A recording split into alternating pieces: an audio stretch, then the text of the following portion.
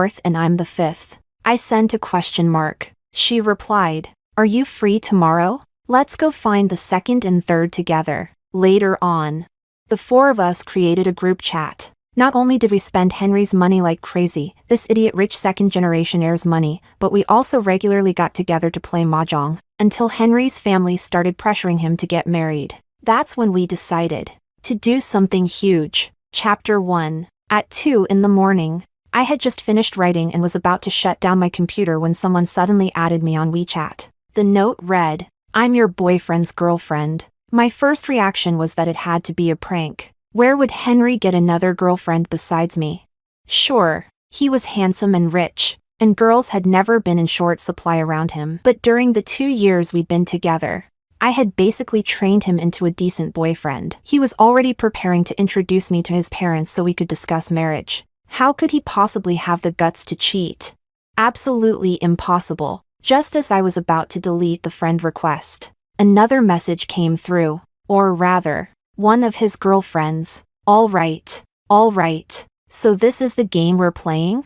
I wanted to see who exactly was pretending to be mysterious. I immediately accepted the request. Before I could even type a message, she sent over a photo of Henry sleeping. Huh?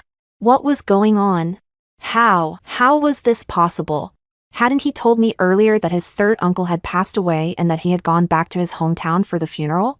This photo had to be fake, right?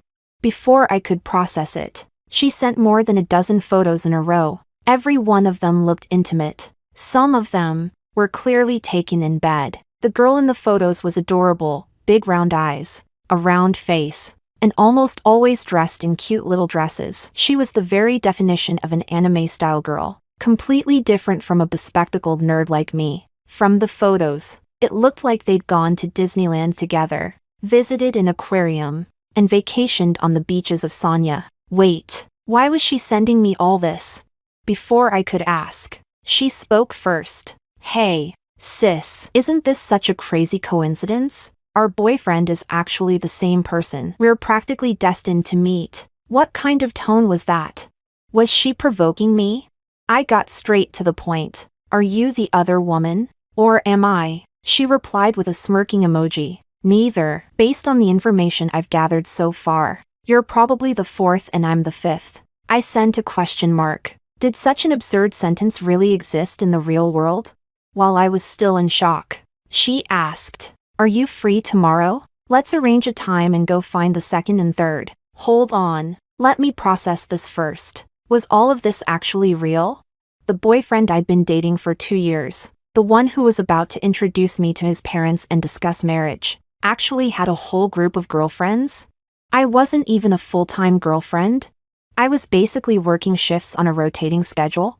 So, sis, are you coming?" When I didn't reply, she asked again. Even if what she was saying was true, tracking down the 2nd and 3rd girlfriends together sounded more than a little insane. But she seemed remarkably open-minded about it and sent several messages trying to persuade me. No, I think this is exciting. Not everyone gets an experience like this. Most people are one-on-one relationships. But we're different. There's strength in numbers. Sis, we have to unite. We can't let more people get deceived. Fighting scumbag men is everyone's responsibility. What can I say? The moment I learned Henry had cheated on me, I was shocked and devastated. But after reading her messages, I suddenly felt strangely fired up. It was as if a beam of righteous light exploded above my head with a thunderous boom. And from that moment on, I felt burdened with a mission to protect humanity's happiness. I couldn't let down all the people in the world who had suffered heartbreak. I had to pull myself together. Right. Decision made. Okay, I'll listen to you. See you tomorrow. Chapter 2. During the time that followed, she roughly told me about her relationship with Henry and reminded me to save every piece of evidence from our relationship because it would be useful later. According to her, her name was Abigail, and she was a gaming streamer. Henry had been her top donor for years, so it wasn't strange that they ended up together. What was strange was that she accidentally discovered Henry had more than one phone, and more than one girlfriend. He would order multiple bouquets of the same flowers. He would have people buy multiple copies of the same designer bag. He would repeatedly visit the same vacation resorts. He even bought black stockings from the same online store in bulk. At first, she couldn't believe it either. After all, during the year plus they had been together, Henry had treated her very well. He had even talked about introducing her to his parents and getting married. Then one day, they went to see a movie. During an emotional scene, she pulled tissues out of her bag. Henry casually remarked, "Why do all of you start crying at this exact part?" Instantly, she remembered a joke she had seen online. Under a post about a movie trying to reach a massive box office milestone, a guy had commented, "I did my best. I took every girl I was flirting with to watch it." At that moment, everything suddenly clicked. It felt like being struck by lightning. That very night, she convinced Henry to go drinking with her and did everything she could to get him drunk. Then she unlocked his phone using his fingerprint. What she found was that his WeChat note for her read, Number 5/busty airhead female streamer Abigail 11:15. She stared at it for several seconds, then immediately decided she needed a cold shower. After that, she spent more than 2 hours gathering information on the rest of us. And then she added me on WeChat. Just like that, the two of us chatted for most of the night. Every piece of information matched. By the time dawn was beginning to break, neither of us could stay awake any longer, and we finally went to sleep. When I woke up the next day, it was already 11:30 in the morning. Without even bothering to eat breakfast, I quickly got ready and headed out. I was a little excited, and a little nervous. How should I put it? It felt strangely similar to anticipating a meeting with an online friend. After all, we'd talked all night and discovered that we got along incredibly well. There was even a sense of wishing we'd met sooner. She was right. The connections between people really are unbelievably strange. The moment she saw me, she jogged over. Then she threw her arms around me in a huge hug. The first thing she said was, "You really are exactly like the note he gave you." What note? Number 4/gentle and sophisticated female writer Luna 4:25. I burst out laughing. Gentle and sophisticated? Well, thanks for that, Henry. In reality, I was just an online novel writer, a web novelist at best. So, what about the other girls? My curiosity had been completely awakened. What did he write for them? Let me think, she said. Number 3 was probably pure campus beauty and drama queen Wendy. Number 2 was cold-blooded she-devil. What was her name again? Oh right, Valeria. Cold-blooded she-devil? Now that's someone I really want to meet. Valeria. That name sounds familiar. She's Henry's childhood sweetheart. They grew up together and even have an arranged engagement. Does she know about the existence of the rest of us? Why don't we go ask her and find out? As she spoke, she pulled out a huge sheet of paper from her bag and spread it across the cafe table. Across the top, in large bold letters, were the words, "Operation, Take Down the Scumbag." Looking over it, I could see that the plan contained detailed records of every single one of Henry's girlfriends, including, but not limited to, where they lived, what jobs they had, how they met Henry, how long they'd been together, their hobbies and interests, and much more. I was completely stunned, absolutely speechless. How had she managed to gather so much information in such a short amount of time?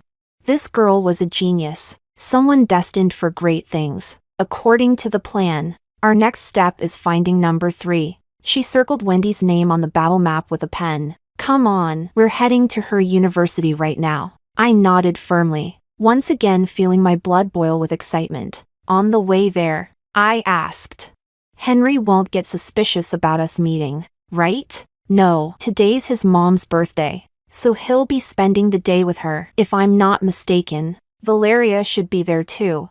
"Who's Valeria?" "Number 2, the she-devil." "Oh, right, sorry, I'm still new to the job." We looked at each other, then both burst into laughter at the same time. It was strange, but I already felt like she was an incredibly adorable girl. Being around her made me genuinely happy. Chapter 3. Wendy truly deserved her reputation as the beauty queen of the art academy. She was genuinely gorgeous, the kind of gorgeous that rivaled movie stars. When she saw the two of us, she was completely bewildered. She even thought we were some kind of new scam. Then Abigail calmly pointed at the Chanel 19 bag Wendy was carrying and said, We both have that bag too. Henry had it brought back from France. Did he tell you he bought it especially for you? Did he also tell you he was planning to introduce you to his parents and marry you?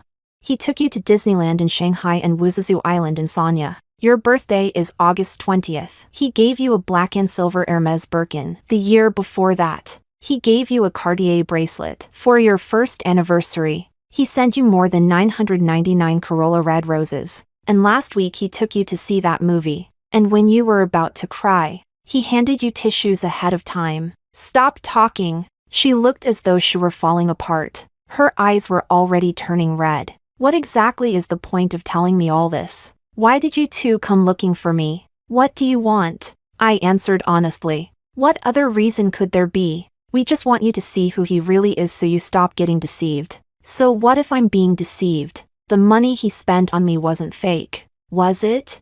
Who cares what's real and what's fake? Whether he loves this one or that one, or whether he loves several women at the same time, I don't care. Okay? Abigail and I exchanged glances. Neither of us had expected that reaction. After a long silence, Wendy seemed to give up entirely and said, "The only thing I care about is his money. I need his money. So I'm not joining your plan." And she stood up, preparing to leave. "I don't mind if you two break up with him and let me keep being his girlfriend. I'd be thrilled if I were the only one left. And if he proposed to me, I'd say yes." "I don't understand," I said. "Do you really love him that much?" Abigail also stood up, becoming increasingly emotional. "He's a cheating scumbag. What's there to love? Aren't you afraid he'll catch something and pass it on to you?" "I'm not afraid. So what if I get sick? It still wouldn't be worse than the situation I'm in right now." She practically ran away in tears.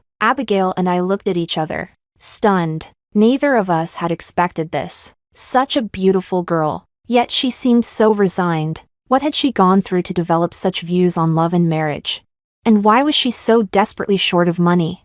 My instincts told me that Wendy definitely had a story, or perhaps a hardship she couldn't talk about. Before long, all of our questions were answered, because before we could go find number 2, the eldest daughter of the Moo group, Valeria Moo, who happened to be Henry's fiancée, she came to find us herself. Not only that, she told us she already knew about our plan, and she wouldn't mind taking it a step further. She wanted to make a much bigger move. As it turned out, the Jean Group, Henry's family company, was facing a financial crisis and urgently needed a marriage alliance with the Moo Group. Valeria wanted no part of it. Instead, she intended to use the opportunity to swallow the Jean Group whole. Honestly, I even suspected she was the reason the Jean Group was in trouble in the first place. A cold-blooded she-devil? Please. She was clearly a decisive and formidable businesswoman. She was unbelievably cool. "Will you help me?" She looked at Abigail and me sincerely. "If everything succeeds, I'll pay each of you $5 million as compensation." "Each how much? $5 million? I swallowed hard. My eyes practically lit up. Really? Of course. I'm tired of being a sacrifice in men's power struggles. In ancient times, women were married off to secure alliances. Today, women are pushed into corporate marriages. Who the hell wants to be a disposable pawn? Why should women be pawns at all? What I've wanted from the very beginning is to stand at the top of the food chain and become the one who writes the rules." Abigail and I were left speechless. What were we supposed to do? Valeria's arrival somehow made everything even more exciting. Our blood was truly pumping now. "Fine, whatever you say. We'll do." Abigail grabbed my hand and answered Valeria firmly. At that exact moment, our phones buzzed simultaneously. A WeChat message had arrived. From Henry. The two of us looked at each other at the same time. It seemed the game had officially begun. Chapter 4. In his WeChat messages, Henry said he was feeling down and wanted to go abroad to clear his head. The difference was that he told Abigail he wanted to go to Norway to see the northern lights. He told me he wanted to go herd sheep in the Swiss Alps. Everything else was exactly the same. How should we reply? We both turned to look at Valeria. After thinking for a moment, she said to Abigail, "Tell him your family is pressuring you to go on blind dates and that you've reached your limit. Ask him directly whether he really intends to marry you. If he's serious, then you'll go with him. Otherwise, you don't want to keep wasting your time." Then she turned to me. As for you, tell him you're willing to go. Ask him when he plans to leave. Then tell him you need to build up a backlog of chapters first, so you won't be able to see him much for a while. After some time, ask him whether he genuinely plans to marry you. We obediently nodded. Then we asked why she had arranged things that way. She replied, first, we can't let him know we already know about each other's existence. Second, make him think both of you want to marry him so he'll lower his guard. Then I'll go through with the wedding as planned. And when the time comes, I know. Abigail suddenly jumped to her feet. We'll show up wearing wedding dresses together, just like in those TV dramas. Oh my God, that's so exciting. Valeria and I rolled our eyes at her speechlessly. Embarrassed, she sat back down. Sorry, I got a little excited. Where were we? You were talking about going through with the wedding, I reminded Valeria. And then, ring, ring, ring. At that moment, Valeria's phone suddenly rang. She got up to answer it. Afterward, she told us, something's come up. I have to leave first. Just do what I told you, and try to get Wendy into our group chat. Got it. Leave it to us. Mission accepted. Not long after she left, Henry replied to Abigail. He said that wanting to marry her was absolutely genuine. Abigail pretended to be thrilled and asked when they could go look at wedding dresses. He replied that he'd arrange it as soon as he had some free time. As for me, he said there was no problem. Once I finished building up my chapter backlog, I should tell him, and then we'd arrange a trip to Switzerland together. So during this period, I raised an eyebrow and grinned mischievously at Abigail. Looks like you'll have to spend some quality time with our boyfriend for the sake of the mission. She looked both dead inside and ready to sacrifice herself. Don't worry, for the greater good. I'll endure it. Things were progressing fairly smoothly. During the following weeks, Henry showed no signs of suspicion. When he took Abigail to look at wedding dresses, he said countless heartfelt things to her. He told her that his greatest dream in life was to marry her, that she was the first girl he'd ever wanted to marry the moment he laid eyes on her. He even said that if he could truly make that dream come true, his life would be complete. When Abigail played the recording for us, we were so disgusted we nearly threw up. But objectively speaking, if we hadn't known about each other's existence, we probably would have believed we were the happiest women in the world. Because his affection didn't feel fake at all, his sincerity was so convincing that it seemed completely genuine. If he were in the entertainment industry, his acting skills would have won every major award imaginable. Of course, he wasn't only focused on Abigail. Every morning and every night, he sent me good morning and good night messages like clockwork. He regularly checked on how my writing was going and asked when we could meet. He even bossily told me, "Why do you have to work so hard? I'm already rich enough. Supporting you completely wouldn't be a problem. And by the way, I've already arranged for people to follow up on adapting your novel into a film or television project. Just wait and see. Sooner or later, I'll make you famous." Having a talented wife like you is honestly a damn privilege. The truth was, he had said things like this many times before. During the 2 years we'd been together, he had genuinely made me feel loved, while saying he hated seeing me work so hard and could support me himself. He also backed those words with actions. You could say that he was everything I had ever wanted in a boyfriend. Handsome, rich, generous, understanding, devoted, willing to give me a future I could actually see. Honestly, I couldn't understand it. How could a person be so completely divided?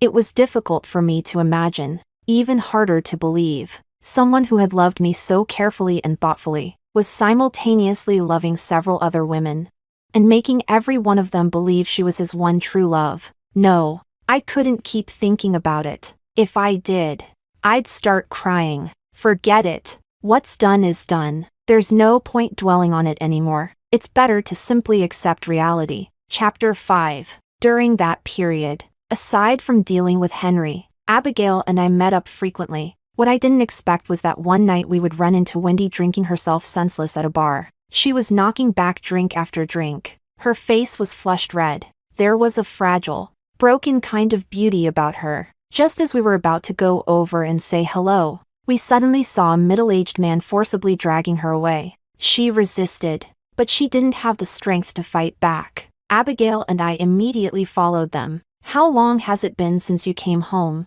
The man grabbed Wendy's long wavy hair and yanked it downward violently. You've got money to drink here but no money to send me? You ungrateful little brat. Have you forgotten who raised you and your brother? If I hadn't been kind enough back then, you'd have been sold to some brothel long ago. He pulled so hard that Wendy was forced to tilt her head back and stare at the sky. That's when I noticed silent tears sliding from the corners of her eyes. What was strange was that she didn't struggle. It was as if she had already gotten used to it. Abigail couldn't take it anymore. She cursed under her breath. Without hesitation, she charged forward and started fighting with him. Unfortunately, she was clearly no match for a grown man. Seeing that she was about to get hurt, I spotted an empty beer bottle by the roadside. There was no time to think. I grabbed it and smashed it over his head. Crash! The bottle shattered instantly. The sound ripped through the silence of the night, while he clutched his head with both hands and screamed in pain. We grabbed Wendy and ran. Only after reaching a deserted pedestrian overpass did we finally stop. Looking down at the stream of traffic below, Wendy told us her story. The middle-aged man had been her uncle by marriage. She and her younger brother had been raised by their aunt and uncle. Her aunt had treated her reasonably well, but 2 years earlier, her aunt had died of colorectal cancer. After that, her uncle started gambling. He accumulated enormous debts, and he frequently abused both her and her brother. What about your parents? I asked softly, my heart aching for her. Don't they help you? They're dead. Her tone was unnervingly calm. They were killed in a construction accident. A long silence followed. Then Abigail cautiously asked, so the reason you need so much money is to help him pay off his debts? Help him? Wendy laughed bitterly. I'd rather see him dead. I'm doing it for... Her voice faltered. A clear sob crept into her words. I'm doing it for my little brother. He's sick. He's in the ICU right now. It takes money just to keep him alive. He's the only family I have left in this world. I can't abandon him. Do you understand? We understand. Then stop trying to take Henry away from me, okay? What? Abigail and I stared at her in shock. We could hardly believe what we had heard. Nearly crying, she shouted at us in a trembling voice. I'm not like you two. I worked incredibly hard just to get together with Henry. As long as he's willing to give me money and stay with me, I'll do anything. But, no buts. She cut me off sharply. I don't care what you're planning. Leave me out of it. Honestly, I'd be thrilled if both of you broke up with him so I could have him all to myself. Abigail and I exchanged helpless glances. We still wanted to say something, but Wendy turned around and left. Before she went, she repeatedly warned us not to come looking for her again. After we got home, we told Valeria everything in the group chat. After reading the entire story, she replied with only one sentence. That's easy. Isn't this just a money problem? It's not like Henry is the only rich man in the world. Chapter 6. The very next day, we cornered Wendy at her part-time job. It was at an auto show. Working as a promotional model, she was dressed in very little clothing, and quite a few balding middle-aged men were touching her thighs.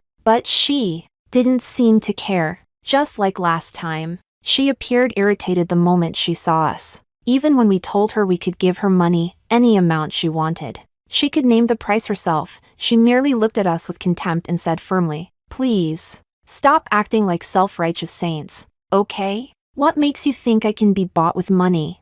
Henry doesn't just give me money, he sleeps with me too, and he's very good in bed. I'm addicted to it. Understand?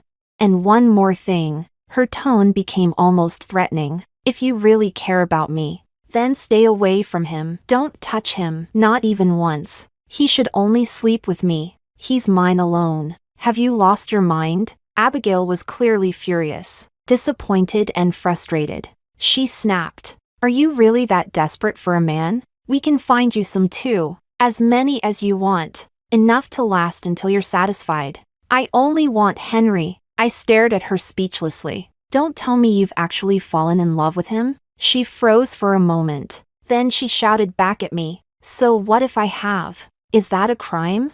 I love him. I love him enough that I don't care about sharing him with other women. Happy now? Can you leave me alone? With that, she turned and walked away. She looked like an enraged leopard. Holy hell. Abigail kicked a roadside barrier so hard it rattled. Then she cursed under her breath. She must have been born to suffer. It's like she's never seen a man before. She'll swallow anything. Even pigs have higher standards. All right, calm down. I pulled Abigail away. Then I reported everything honestly in the group chat. Valeria didn't comment on Wendy's behavior at all. Instead, she simply told us the wedding date. It was very close, the beginning of next month. And during that very month, Henry managed to squeeze in a trip to Switzerland with me, just as he had promised, to herd sheep in the Alps, even though I felt deeply uncomfortable about it. I went for the sake of the plan. What I didn't expect was that on our very first day there, he would get down on one knee and propose, holding a flawless 10-carat diamond. He knelt beneath the Alps. Around us, sheep grazed freely on the grass. A stream flowed gently nearby. Everything was so beautiful it felt unreal. That scene was something I had described to him countless times, back before I learned I was only number 4. Unfortunately, he had kept his promise, but all I felt was disgust. His wedding to Valeria was approaching. Yet he was still proposing to me. The only reason was obvious. He wanted to continue an improper relationship with me after the marriage. Me, Abigail, Wendy, and all the unknown number 6s, 7s, and 8s we hadn't discovered yet. He wanted all of us, even though I knew exactly what he was thinking.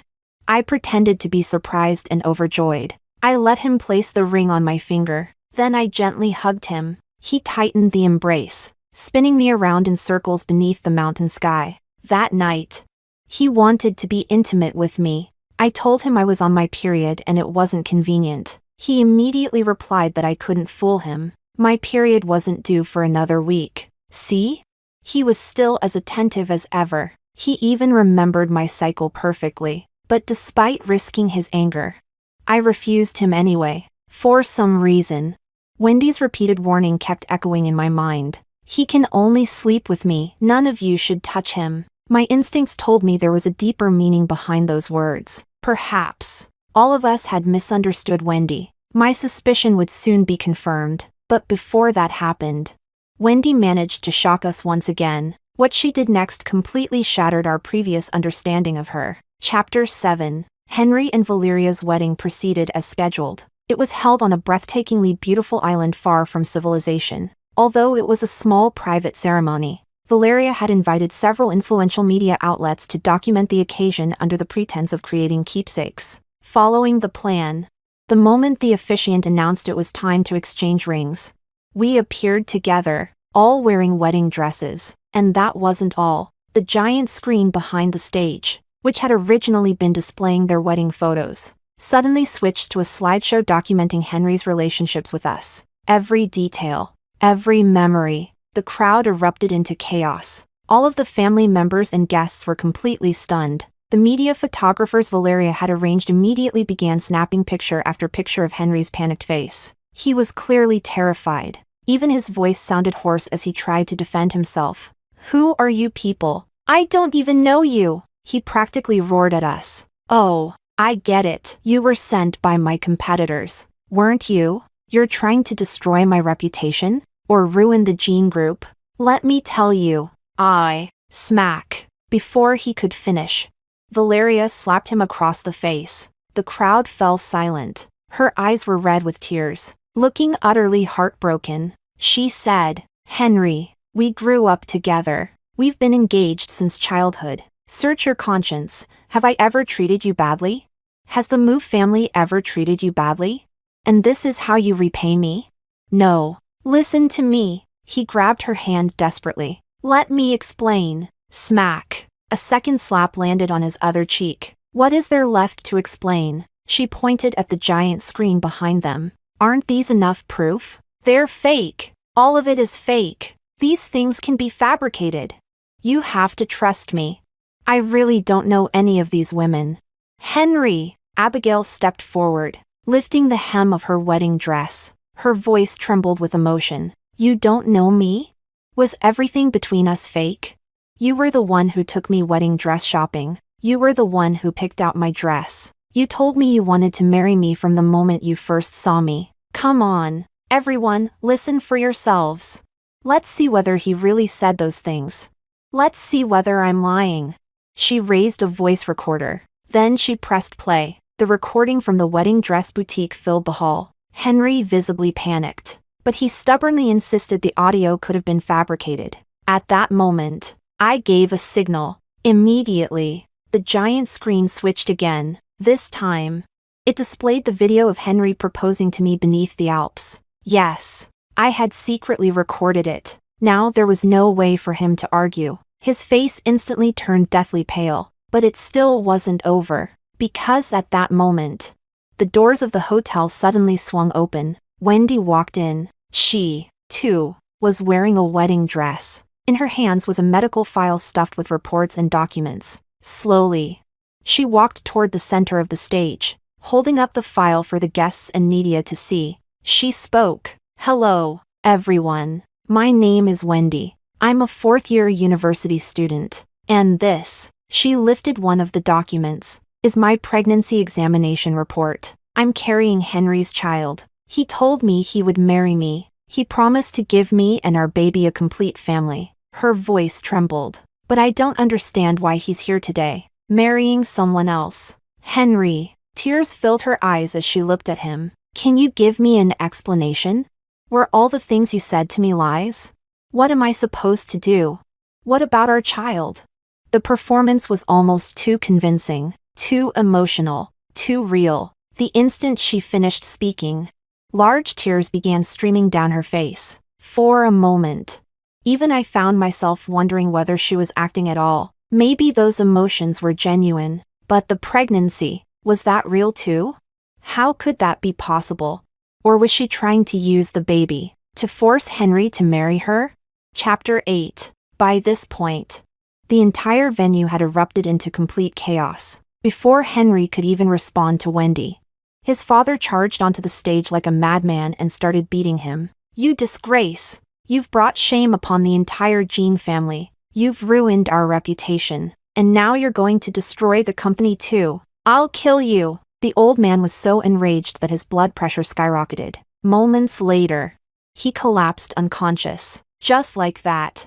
Henry's father was rushed to the hospital for emergency treatment. His mother cried hysterically and had to be supported as she followed after him. As for Henry, he tried to run, but he was instantly surrounded by reporters. Cameras and microphones pointed at him from every direction. There was no escape. Mr. Henry, is it true that you were simultaneously involved with multiple women? Is it true that you got a university student pregnant? Do you have anything you'd like to say to your bride? We've heard that your marriage to the Mu family was a business alliance. Now that the wedding has collapsed, what are the Mu Group's plans going forward? There are rumors that the Mu Group is facing bankruptcy. Is that true? How do you intend to explain yourself to those women? Besides them, do you have any other girlfriends? Mr. Henry, please answer the question. Mr. Henry, trapped in the middle of the crowd.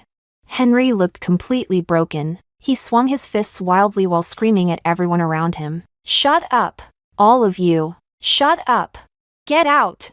Get lost! All of you! Get lost! Whether anyone else left or not, I couldn't say, but the four of us definitely took the opportunity to get out of there. And then we went to celebrate. Well, almost all of us. Wendy still didn't come with us. We invited her to join the group chat. But she never accepted. Could it be that she was actually pregnant with Henry's child? Had she truly been determined to marry him all along? Was her dramatic appearance at the wedding really just an attempt to force him into marriage?